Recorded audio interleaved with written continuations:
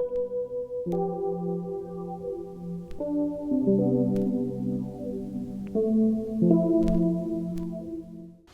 everyone, welcome back to my channel. Today I'm going to be talking about going back to school and how you can do it with minimal impact. If you're looking into zero waste but you're still at school and you find it really difficult to find kind of school books and notebooks and things like that that are reduced plastic, or you're just wanting to live more mindfully, more ethically, I'm going to go through some of the things that I have here now. I haven't been to school in a long while. I'm 27 years old, so I left school a while ago, and I didn't know any of this stuff while I was at school, so I wasn't mindful of it when I was then, so I can't talk about my personal experience, unfortunately. But I have some things here with me now, and I'll talk about some other things as well that I wish I knew then when I was still at school, and this is what I would do now if I was still going to school. So first things first, we're going to be talking about backpacks. Now these drawstring bags are everywhere. I remember these were very popular when I was in school. I'm not sure about now, but you can pick them up all over the place, and they're just a simple drawstring bag, and a lot of the time they're just made from a material like cotton and string, like this one is. Very easy and cheap to pick up. Now if you are in the market for a new backpack and you're thinking about getting one, there's also, as you know, my favorite backpack that I carry almost everywhere with me is this one that is made from recycled plastic bottles. So it's doing good for the environment. Not only is it not contributing to the plastic pollution, it's actually taking away the plastic pollution and making it into something more useful, more beautiful, more practical, less wasteful. So this is a really good option if you are in the market for a new backpack. Links to everything that I can link to will be down below. So then when it comes to lunchtime, a lot of the times if you're taking a homemade lunch, maybe it's in plastic wrap or cling film, cellophane, that sort of thing, but it's just better to get a lunchbox and you don't have to buy a plastic one. One of my favorite ones is from My Clever Box. None of this stuff is sponsored, by the way. This is just not been pushed by any marketing team, whatever. This is just the stuff that I happen to have, not sponsored. But My Clever Box is the lunch tin that I have, and you can pick these up from a load of different companies, even from, I've seen in like pound shops and little corner shops and stuff. This isn't anything special or new, but you can pick up these metal stainless steel ones, and this comes in 2 compartments. You can get more. You can get 1 compartment, 2, 3, 5, I think up to 7. You can get cylindrical ones, square ones, big ones, small ones, all different sizes. So it doesn't matter what your needs are. There is a lunchbox for you that doesn't include plastic. Now I particularly like this one because it is on the slightly smaller side, so it's not going to be too hefty if you're carrying it around all day.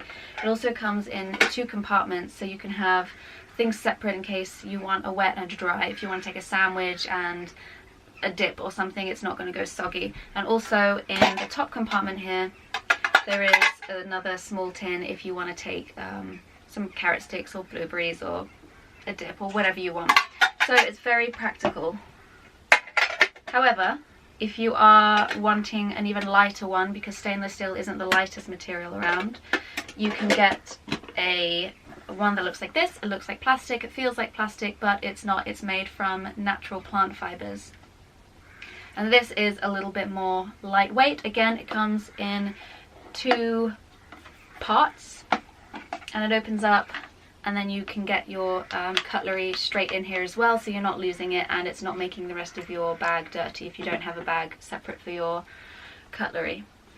And then again you get 2 compartments, first one, second one, and you can mix and match however you like. This one is also a little bit more airtight, so it's less leaky, and it's also microwave safe. If you have a microwave at school, you want to heat your food up, that way you can in this one. And then obviously for a drink you don't need to take a plastic bottle. You can just take a reusable stainless steel bottle or glass bottle or whatever kind of reusable bottle you like. This is my one. Again, links will all be down below. As for being in the classroom, I would recommend taking a tablet or a laptop if you're able, if your school permits it, which most schools do, usually for dyspraxic or dyslexic children, but if you ask, I'm sure that they would let you. You can bring your own computer in and work off of there, so you're not wasting or using paper. If for some reason you don't want to do that, you don't have a tablet and you can't afford one, or your school just doesn't allow it, then I would recommend getting a notebook that is more eco-friendly. So I have a couple here. These are my favorites. This one is made from cork, and then this one is like a fabric based one, and on the inside it's made from, let me see if I can open it up, it's made from handmade bamboo paper, sorry, not bamboo paper, banana paper, and so it's a lot more eco-friendly.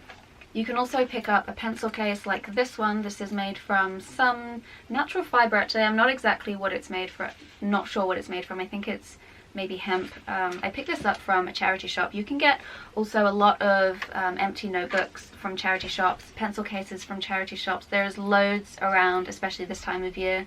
And then you can use either dip pens and ink, or if you don't have the budget or the time for that, then you can just use simple basic pencils. I've also got a metal ruler here, which is just a small one that easily fits in here. And then I also have another little notebook in here that was, again, I'm pretty sure is from a charity shop I've got a few years ago. You can pick up a load of good stuff at the charity shops if you just keep your eyes peeled. So if you're not back at school yet and you have time to pop into a charity shop or two, I would highly recommend having a look just to see what you might get. It might take a little bit more time for you to find something that you like. It's more convenient to go into a stationery shop and just buy whatever the first thing on the shelf is, but it's a lot more eco-friendly, and it's a lot more satisfying as well to go and find something that you really love, something that's unique and something that you know is better for the environment by just going into charity shops. And sometimes you might come out empty-handed. You might do that 3 or 4 times in a row, and sometimes you might hit the jackpot and just get something that you absolutely love and you know is going to make a better impact on the planet. Now, as for school books themselves, I know that certain school books are mandatory. So I always used to get my school books from secondhand sellers. You can get that from Amazon, or you could just research it online, or even go into a bookshop and borrow them. You don't actually have to buy them to keep them, but if you do want to, you can get them secondhand. All of my books are secondhand, mainly because it's just a lot cheaper to do it that way, especially when you're at school and you've got lots of books for lots of different subjects, and you just don't want to be spending all your money on new books that you're going to use once and then, let's face it, probably never read again. So if you are wanting to buy them, I'd have a look at some book exchanges. You can pass in your old books that you're no longer using from last semester or last year and trade them for the new ones that you do want to be reading. You can buy them secondhand, like I said, from Amazon, or just go to your local library and have them order it in, and that way you can either buy it secondhand or you can just borrow it until you don't need it anymore and then return it as well. So I hope this video has helped some of you guys who are going back to school this September and living a little bit more eco-friendly. It's not that difficult to make the transition to be living more green if you just put your mind to it and think of alternatives. So I hope this video has given you an inspiration to be more mindful, live more consciously about the environmental impact that we're all having every single day, and to take that into account when we're buying new products. And until next time, I'll see you in the next video. Bye!